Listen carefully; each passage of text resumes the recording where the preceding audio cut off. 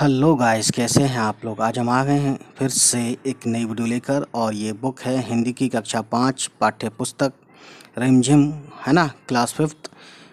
ये चैप्टर का नाम है और ये चैप्टर भी क्लास फिफ्थ ही है।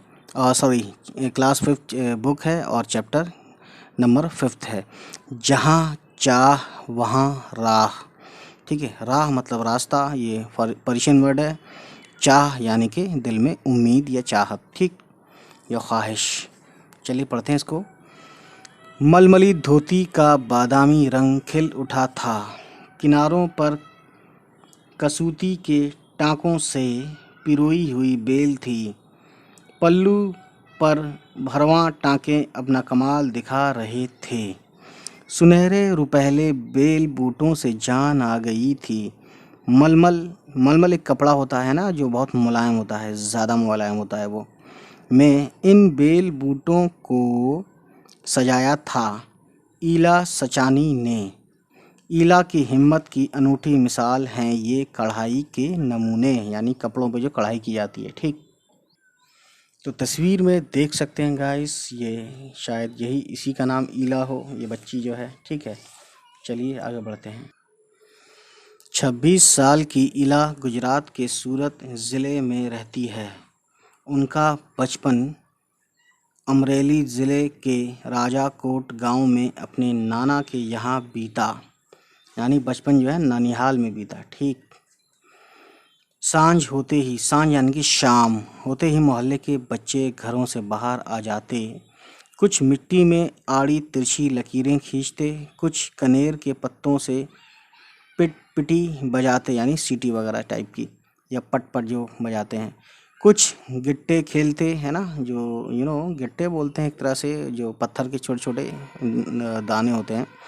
कुछ इधर उधर से टूटे फूटे घड़ों के ठीकरे बटोर कर पिट खेलते। जब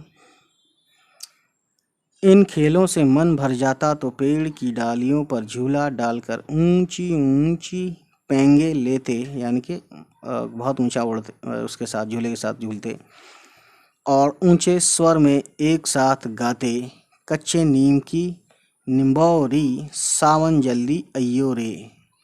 तो गाइस, ये कहने का मतलब यह है स्वर। यहाँ पे एक वर्ड है स्वर। स्वर हिंदी में स्वर बोलते हैं, उर्दू में आवाज़ बोलते हैं। ठीक है, ठीक है।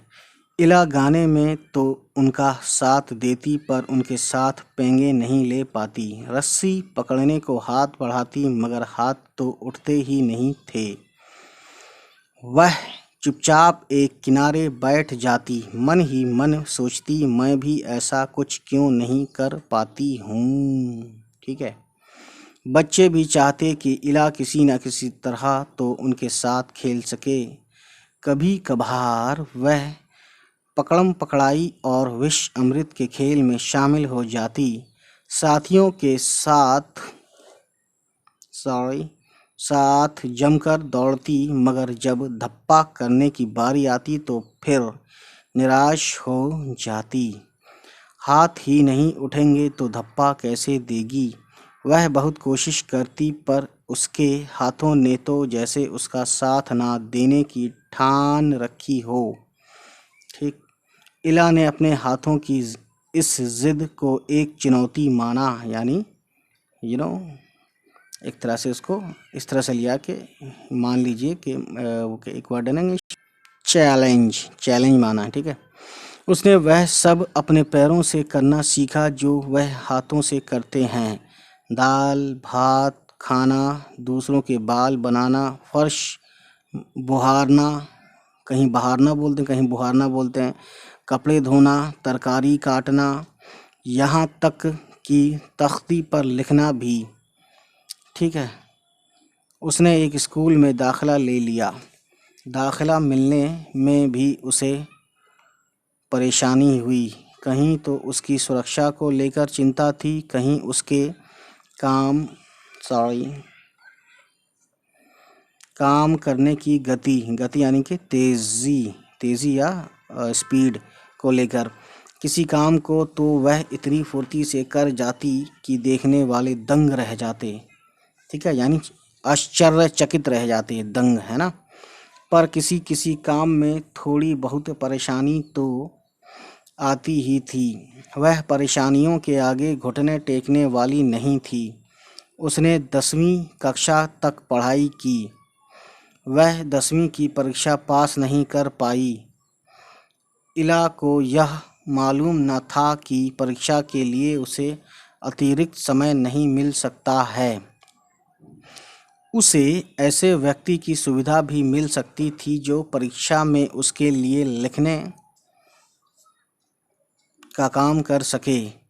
तो गाइस ये होता है ना। और जिसके आँख की रोशनी नहीं होती, यानी वो जो देख नहीं सकता, उसके लिए भी कुछ फैसिलिटीज़ वगैरह होती हैं। तो मेडिकल की सर्टिफिकेट वगैरह लगा के ऐसा कुछ करके हो जाता है ये, है ना, राइटर मिल जाता है एग्ज़ाम में। यह जानकारी इला को समय रहते मिल जाती तो कितना अच्छा रहता। उसे इस बात का दुख है, पर यहाँ आकर सब कुछ ख़त्म तो नहीं हो जाता ना। यानी जो भी हुआ भूल जाइए, आगे देखते हैं। ऐसा तो नहीं कि सब कुछ ख़त्म हो गया, ठीक है। जब तक सांस है तब तक आस है। उसकी माँ और दादी कशीदाकारी करती थीं। कशीदाकारी बोलते हैं, एक पर्शियन वर्ड है ये।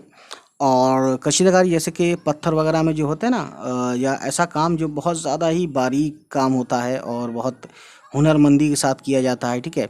पत्थर में, है ना, जो नाम लिखते हैं या ऐसा कुछ डिज़ाइन बनाते हैं, फूल पत्तियाँ बनाते हैं, उसे बोलते हैं कशीदाकारी करती थीं। वह उन्हें सुई में रेशम पिरोने से लेकर बूटियां उकेरते हुए देखती। अच्छा, कशीदाकारी उसे जब बारीक काम जैसे कि अब पत्थर में भी होता है और ये कपड़ों में भी, ये कपड़ों वाला है, ठीक है। न जाने कब उसने कशीदाकारी करने की ठान ली। यानी घर वाले जो करते थे, जो देखती थी, उसके मन में भी ये बात आई कि मैं भी ये करूं। यहाँ भी उसने अपने पैर के अंगूठों का सहारा लिया। दोनों अंगूठों के बीच सुई थामकर कच्चा रेशम पिरोना कोई आसान काम नहीं था। पर कहते हैं ना, जहाँ चाह वहाँ राह। उसके विश्वास बोलते हैं यकीन, और धैर्य ने, यानी हिम्मत ने, कुदरत को भी झुठला दिया। यानी कुदरत ने उसके साथ थोड़ा सा अब अपनी तरफ से कह सकते हैं, जैसा हमें दिख रहा है कि थोड़ी सी नाइंसाफ़ी थी कि उसके साथ उसको पूरी शख्सियत नहीं मिली थी कुदरत की तरफ से। लेकिन उसने फिर भी उसके ख़िलाफ़ काम किया, जो वो लोग समझते थे कि वो ऐसा नहीं कर पाएगी, है ना। 15-16 साल की होते होते इला कठियावाड़ी कशीदाकारी में माहिर हो चुकी थी। किस वस्त्र पर किस तरह, वस्त्र बोलते हैं कपड़ा, किस तरह के नमूने बनाए जाएं, नमूने यानी सैंपल, कौन से रंगों से नमूना खिल उठेगा और टांके कौन से लगें, यह सब वह समझ गई थी। ठीक है। एक समय ऐसा भी आया, अब उसके द्वारा काढ़े गए परिधानों की प्रदर्शनी लगी। प्रदर्शनी बोलते हैं उर्दू में नुमाइश बोलते हैं। आपने सुना होगा कि नुमाइश नहीं हो रही यहाँ पे, यानी प्रदर्शनी या एग्जीबिशन लगी। इन परिधानों में कठियावाड़ के साथ साथ लखनऊ और बंगाल भी झलक रहा था।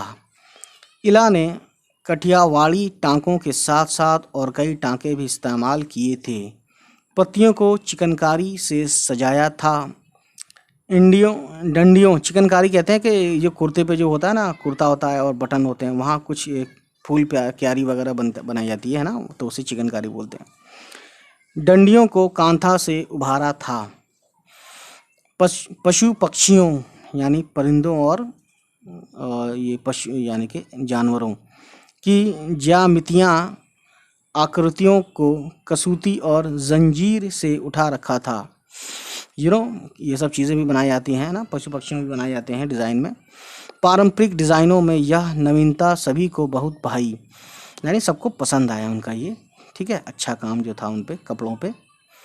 इला के पाँव अब रुकते नहीं हैं, आँखों में चमक, होठों पर मुस्कान और अनूठा विश्वास, है ना, यानी एकदम पक्का विश्वास लिए वह सुनहरी रुपहली बूटियाँ उकेरते थकती नहीं हैं। तो गाइस ये देख सकते हैं तस्वीर इला की टाइप की बनाई है इन्होंने, है ना। तो आज की वीडियो में इतनी ही बात रखेंगे, और नेक्स्ट टाइम जब हम आएंगे तो फिर कभी नेक्स्ट चैप्टर को लेंगे। तो गाइस अभी ये क्या है, अभी रीडिंग प्रैक्टिस चल रही है, तो नेक्स्ट टाइम हम जब आप इसके एग्ज़ाम वो करेंगे, सॉल्यूशन करेंगे, तो सॉल्यूशन के वक्त हम सारे सॉल्यूशन वगैरह करेंगे जो इधर हो रखे हैं या कुछ नहीं हुए हैं, ठीक है। चलिए फिर मिलते हैं, बाय बाय, टेक केयर। और उससे जाने से पहले प्लीज़ हमारे चैनल किताबी दौलत को प्लीज़ ज़रूर सब्सक्राइब कीजिएगा। Bye bye.